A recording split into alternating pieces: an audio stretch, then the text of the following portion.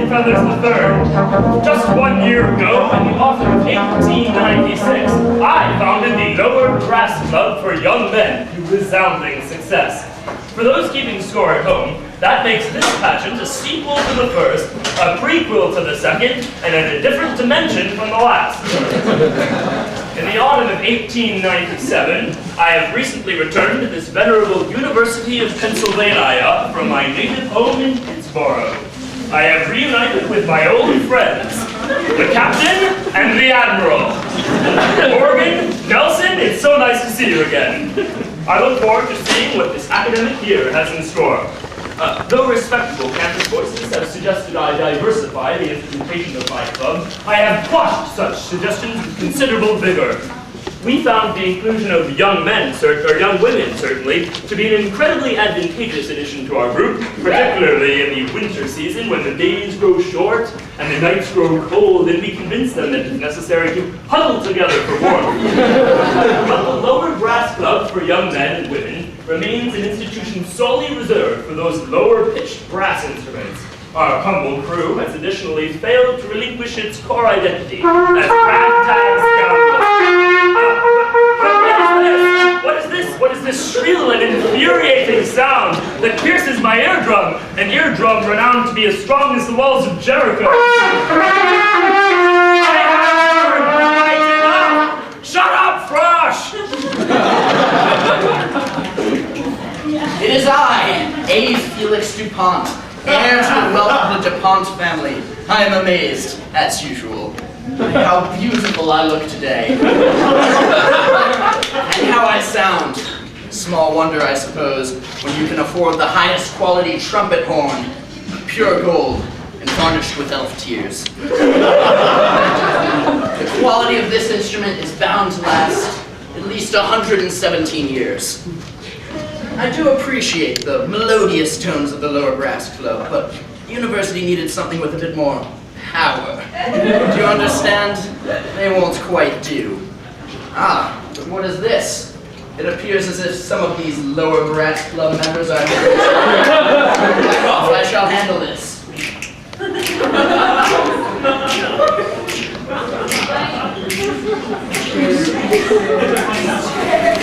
Boy, did you empty your Smith Albert?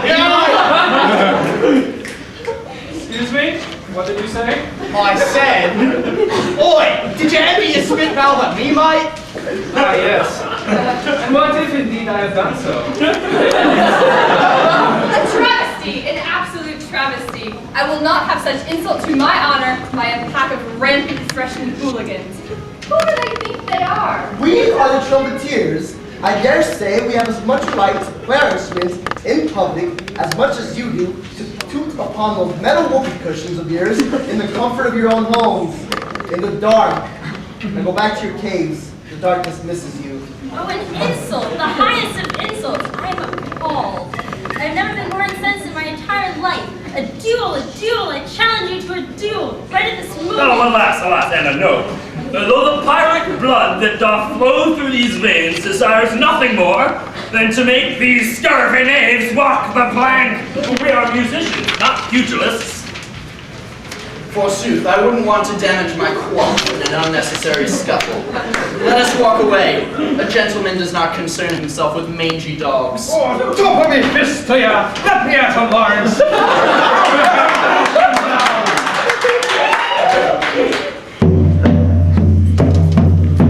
Oh, what now? It's the dreaded Joseph T. Robot. What a nerdsome individual! Why must he take the fun out of everything? I will not have another fight interrupted by this bumbling imbecile. I ain't even mad at you guys no more. Let's go cap this clown.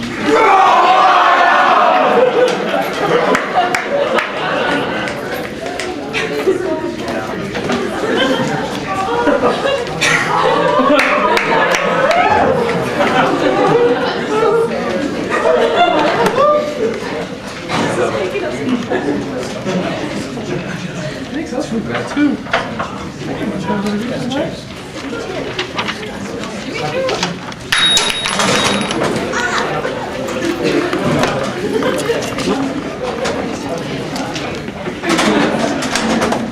Now my mind, struggles to comprehend the audacity of A. Felix's compatriots. What do they believe gives them the right to enter into our territory and to step on the toes of the Lower Brass Club? Speaking of which, I just got a tweet from my parrot. Trumpet party night! Trumpet party night! You'll be flabbergasted. How did you get that information so fast? I mean, we live right above Locust Walk. Parrot overhears everything and tells me everything I need to hear. It's much faster than any other method of communication on campus. It's honestly like having my own personal news feed. It's cool, except for when I have to do it like 10 invites at once. It's the Lotto Project Saturday night! Charity quiz on Friday at 8! Mondo Latino tonight at 8! Get it out of here. It's really bothersome. Wait, it's back to the party again. Trumpet party night! Masquerade ball! Invite your friends! Words with friends! No Brass Club members allowed! Well, if I have ever heard fighting words, those are they. No Lower Brass Club members allowed. A Words with Friends masquerade ball hosted by the Trumpets at 9 this evening? This evening! Lawrence, all you want to do is fight all the time. You need to calm down. Ramona Montague, there is certainly truth in your words. But you know me, I will not have such open disrespect to my honor and yours. Lawrence, you fool. What do you hope to accomplish at this Words with Friends masquerade ball? We will show up, we will enjoy ourselves, we will dance a bit, we will make dirty words with other people, all under the guise of masks. I completely forgot my point. That sounds really fun and we should go. That is settled. We shall set for the high seas at sunrise. Let us jump aboard and cut them to pieces. Arr! What are you talking about? The pure pirate blood is showing itself once again. We shall attend the masquerade ball and have a jolly good time. Much better.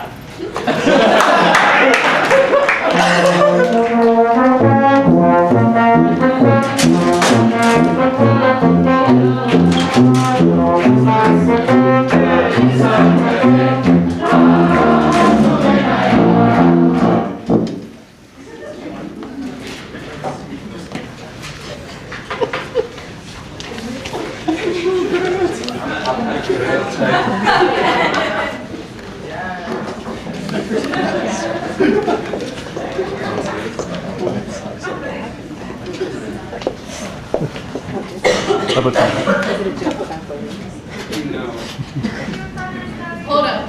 I got this. I don't like repeating myself. Who do you know? I am a niece of President McKinley and the 38th successor in line to the British throne, held by Her Majesty Queen Victoria. I will not be talked to in such a manner. And I'm Sir Chester Pennington. I swear to me, Mom, I was birthed by the Queen herself, I was. Nobody denies me entrance to any building, for a temper might does as he pleases. Do you think I bought this silly mask? Rather, I was born with it. Alright, none of that made any sense, but you're ridiculous. Shit. Go through and don't cause any trouble, got it? Got it. That was close. Go have fun and be merry and joyful. My romantic partner, Mabel May Guncotton, is in New York City, so I have decided to take some time off.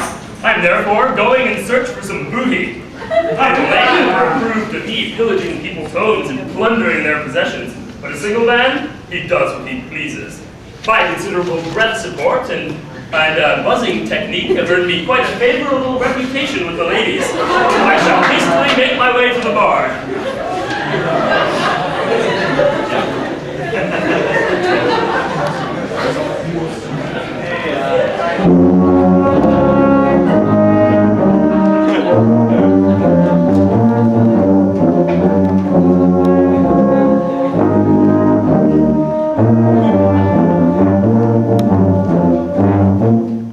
Hey, Porridge! There are lots of attractive girls here. You gonna try any of those pickup lines you've been working on? Oh no, which ones? Well, I had a class at the museum the other night, and I thought of this one. Hi, girl. Are you the Queen of Egypt? Because I think you're a fine mommy.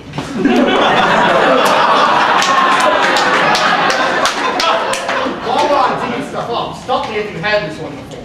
Are you an archaeologist? Porridge Elizabeth McPherson. All right, I'm down to get a drink. Does anyone want anything? An initiate glossary which pervades a priori roots or a posteriori's tongues. This is not language in any sense of the word. And who was it you was that brought the pot in the yard and one the nameless and like are you robbing the side of the floor of the lobby with shame you of a playful pack? Well, this went over my head.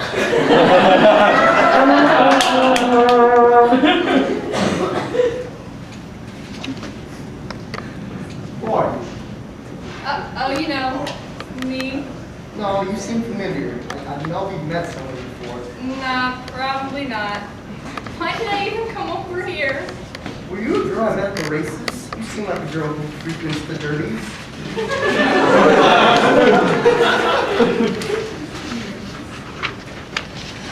What about on safari? You look to be the kind of lady who has seen an elephant in her day. Listen, I gotta go. Maybe you should care less about my identity and more about having fun. Honestly, darling, you're boring. Who is that young woman? I know I've met her before and it is bugging me. If only I could have seen her face. I know to never trust a woman in a mask. Well, not after that incident in Cairo. It was an enjoyable night to be sure, but I woke the next morning to discover that she was not in fact a woman, but 3 wayward lion cubs in disguise. Julia, who are you talking to? No one, sir. It's a soliloquy. You're not supposed to be able to hear that. You never say anything important anyways. Here's what is really important. There are intruders at this party. I can smell them. I want you to find them and bring them to me. Intruders? Rumor has been going around that there are members of the Lower Brass Club at this party, although we specifically made efforts to exclude their ilk. I want you to find them and bring them to me. Do you understand? Got it, boss. Wait, I know who that girl was. Of course. She's a member of the Lower Brass Club. It was right in front of my eyes the whole time. If I find her, I will find the rest of the Lower Brass Club. But what is this feeling? This deep, burning feeling down in my chest. It is not something I've felt in a long time. Do I beg this feeling or do I turn to Felix? I would kill for distraction right now. Listen, I'm sorry. Perhaps it was a bit rude. You don't seem as bad a guy as those other trumpet players. Do you want to come over and talk with my friends? This could be the beginning of a beautiful friendship. I would love to, but I'm quite preoccupied at the moment. I'm looking for a few people at this party. I'm really hurting for distraction real bad right now. What? Wait, what's that over there? Oh, thank goodness. In my narrow-minded insistence on excluding the Lower Brass Club from this party, I seem to have forgotten about excluding Rowbottom. He should be forcibly removed to prevent a disturbance. I say, you silly sack of dung, no one invited you to this soiree. Remove yourself or I shall be forced to do so. Gentlemen, let's take out the trash. Come on, you guys are all too stuck up. Everybody needs some jingling. Do you even want to? I'll invite some of my friends from the other dimension. We can have a fantastic party. I'll even bring meatloaf and pie. No sense. Expect them to be dunked on the hooch. Wait, is that Rowbottom? Oh no, not this again. Well, it's the very Rowbottom. Ladies, thank you for letting me share your crumpets. They were buttery and delicious. Now, let's chase this Rowbottom out of this party and have ourselves a good night.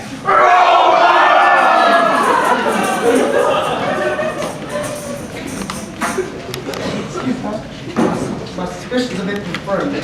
My star-crossed lover, Ramona Mount Agnew.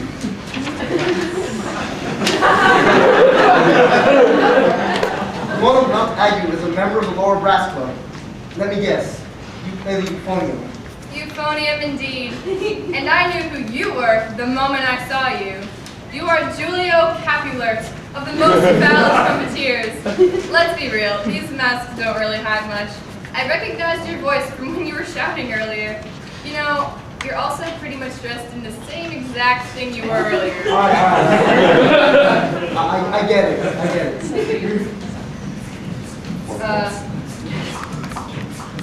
So nice weather we've been having lately. I hear it's raining cats and dogs in Idaho. So what's up? Nothing much. There's party and stuff. There's really obnoxious music. You didn't seem so awkward earlier when you were talking about your exploits around the world. Tell me, who are you really? Well, I'm a world-renowned, international explorer, adventurer, heartbreaker. Heartbreaker? Well, you know how these things happen. You get your heart broken once and you want to take revenge on the world. Good thing my poetry keeps me sane. Poetry? You do not seem like the poetic type. Oh, I would write verse that would make Byron jealous. Maybe I'll show you someday. Why not now?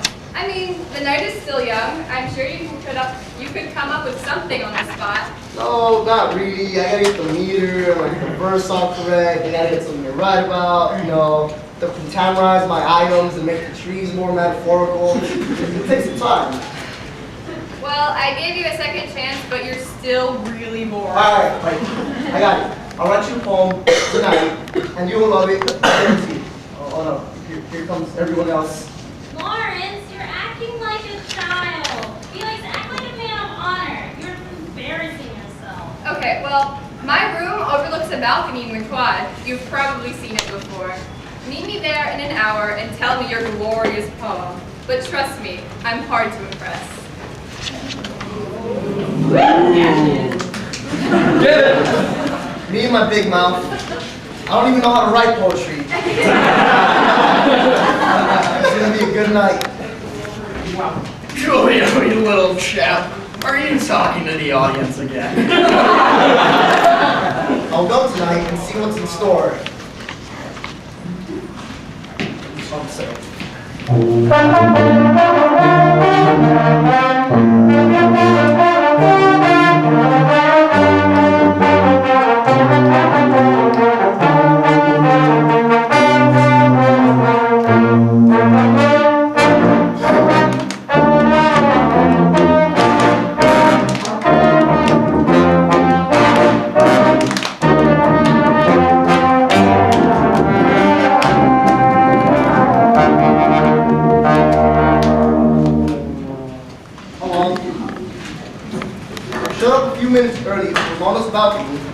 Maybe I can think of something.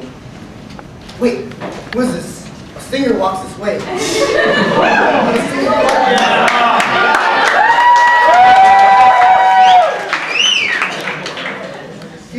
quite a merry tune and appears to be drunk. Maybe this night won't be so bad after all. Excuse me, sir. Friendly minstrel. Yes. How may I help you, Julio? I was supposed to serenade a beautiful woman with a poem tonight, but, I can't write poetry. I was wondering if you could help me. I'd even pay you. No worries. I will help you pro bono. Oh, wait. Is that her up there? She's... Good thing I can come up with music on the spot.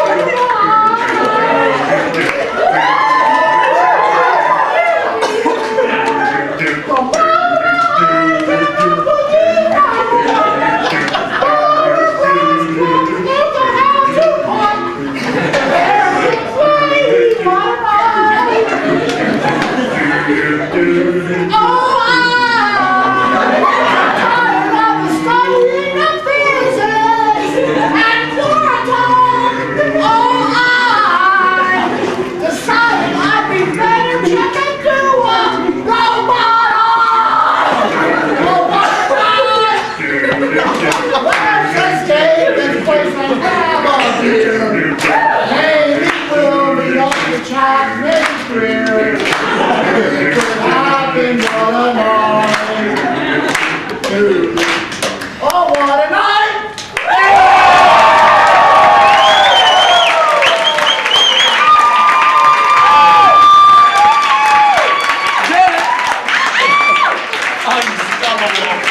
Unbelievable.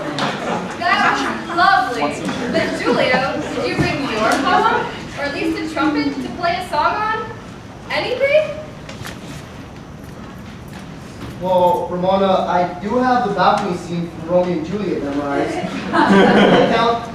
Oh, Julio, that play bears no resemblance to our present situation. Okay. You know what? It's late and I'm tired. We're obviously in each other. Let's just go on a date tomorrow night. Our cliques wouldn't like to see each other, so let's just go eat somewhere on Justin's campus. Handsome Tom's Cash. How does that sound? That's about time. You know you could have just asked me at the party instead of going through all of this. I accept your offer, but next time you should just man up. Get it, Shannon? Crowbar! I'm locked outside! Let me in! So, when the scarlet light bulb through yonder window breaks. Shut up! Do you have any idea how late it is? Some of us are trying to make a whoopee over here.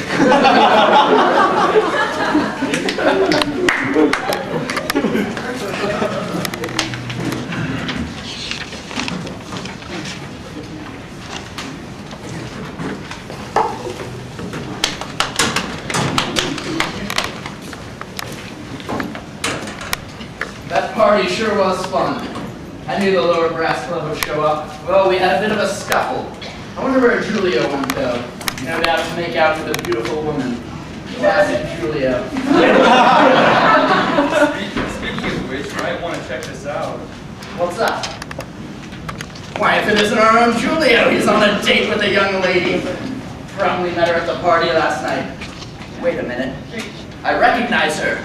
Oh no, Julio's with a member of the lower brass club. What vile treachery is this? Put in simple terms, Handsome Tom's has the best hamburgers, and there is no better cure for the love of a young woman or getting punched in the face than a hamburger. What? Yeah? What on earth is a hamburger? Well, Hort, a hamburger is a cow on a bun. You would enjoy it immensely. Wait. Dude, look at this. Just our own Ramona. She appears to be on a date with one of the members of the Trumpeteers. Our own Ramona goes behind our backs to date this scum. Oh no, here's as though the rest of the section is here. This date is quite transparency a ploy to trap poor Ramona. We shall go into the calf and see what the Trumpeteers are planning. Knowing Felix, it's some dastardly plot. So have you heard of these things called tropes? No, I haven't. Well, I've only heard rumors, but apparently they're like motions are captured and then projected. It's almost like a photograph by with a flipbook. It's quite interesting. Wait, what's up? They're here. Everyone, our friends, they're all sitting right behind us. Oh my gosh, they're acting like they've never seen a date before. It's honestly one of the most childish things I have ever seen. This is completely absurd. Yes, we see you. Yes, all of you gawking at us like we're fish in an aquarium. We are on a date. We are adults. What's the problem? You are a traitor. Villainy!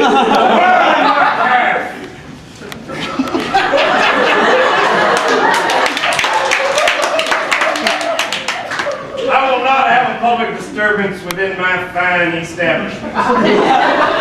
Tell me, what is the problem here? Well, see, we're dissenting factions. We don't like them, and they don't like us. However, it appears as though two of these members fancy each other. I see. And who is the representative leader of each organization? That would be I, sir. And I as well. And tell me, sirs, why do you quarrel? Well, because he's an arrogant, rich brat who thinks he can just walk onto my musical turf that I have created. I will not have the honorable Musket Feather's name besmirched, so...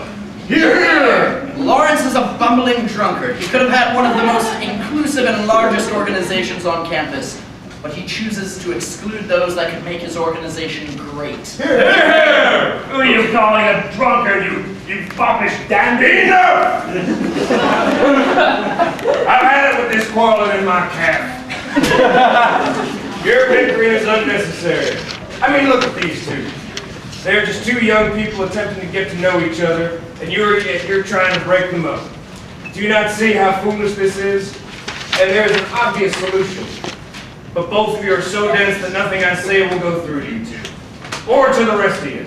Now enough. Let's let these two enjoy their meal or get out of my camp. Make peace. Oi, peace? I ate the words I ate L and all trumpeteers. You know what? I've had enough. All of this silly bickering and going back and forth, I'm done. I quit the Lower Brass Club. Julio, I don't know about you, but I'm gone. Goodbye. Well, I agree. All you need to chill out. I'll also quit until you two whiny clowns get your things together. Come on, wait up. You see, gentlemen? This is what happens when you cannot agree. Your own members quit on you and feel resentment. Now please, buy some or get out of my camp. I'm so done with this relationship nonsense. Let's go watch a football game. 1-5.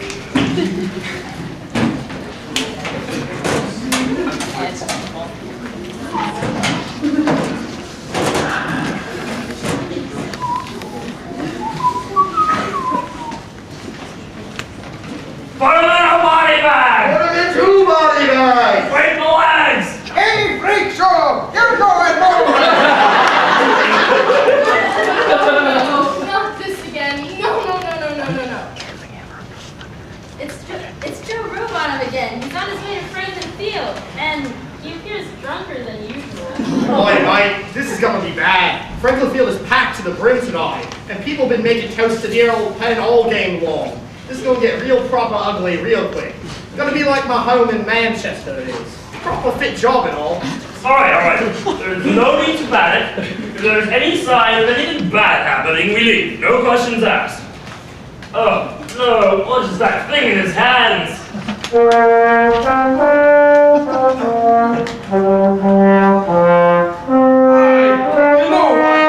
even gonna bother. Alright, Robotham, you need to leave. Did someone say Robotham?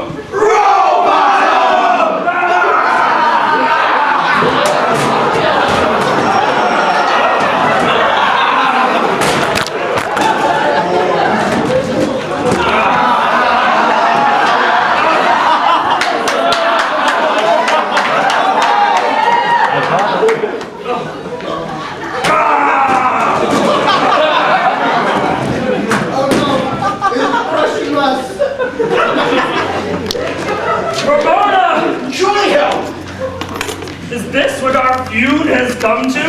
Our friends being crushed by this ethereal mist on the football field? Could it be? Could it be? Why, yes, it is. It's the three wise men of Penn. Past, present, and future.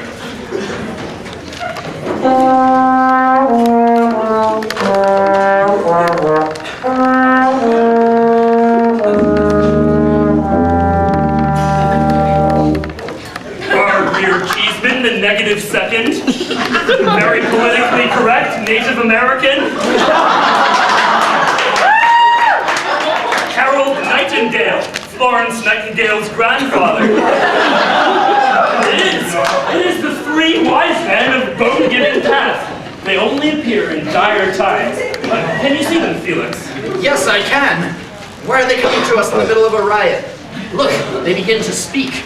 Lawrence, Felix, your two friends are in severe danger. They don't have much time left. Not even my nursing administration powers.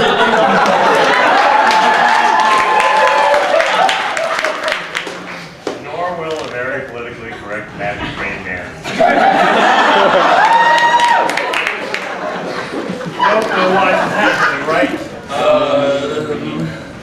Your two friends stole the property of a false band. They believed together they would have a richer sound. But now look at them. Like the cornfield fertilized by heavy. They have seized the twice for your foolishness. However, there was a way to bring them back. You must put your differences aside and unite. You must reach a compromise.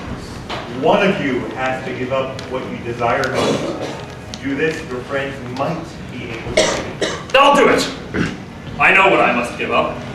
A. Felix DuPont, although I dislike you immensely, I know we must unite.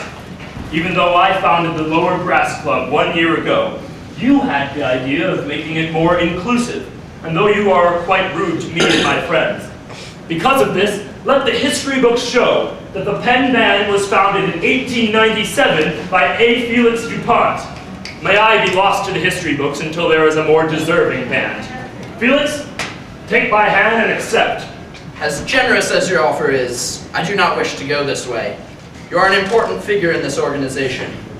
However, Julio is a good friend of mine, and I see no other choice. Let us unite to bring them back. So it is settled, so it shall be done. Now hurry, to your friends, before time runs out.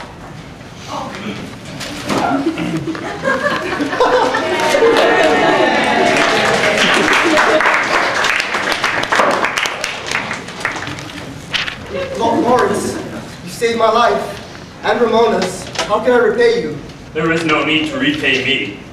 Well, I learned a lesson a long time ago. A lesson that I hope makes it into the annals of history. And what lesson is that? I think that lesson, the moral of this story, has been inculcated upon the members of the University of Pennsylvania Band, and may it continue to be done so for generations to come. As a band, we must be united.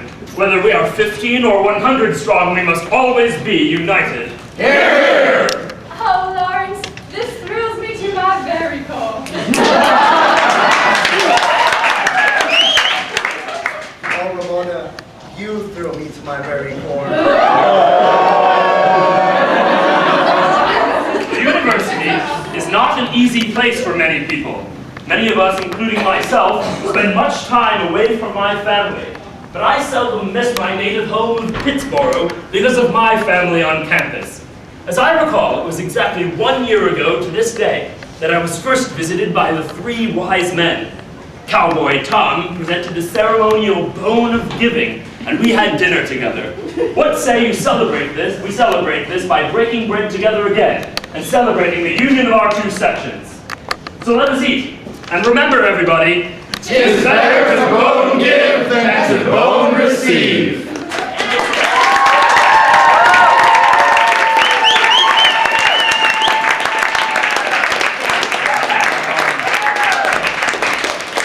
So good.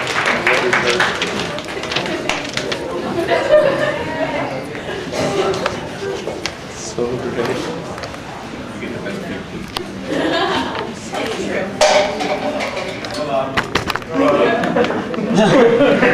true.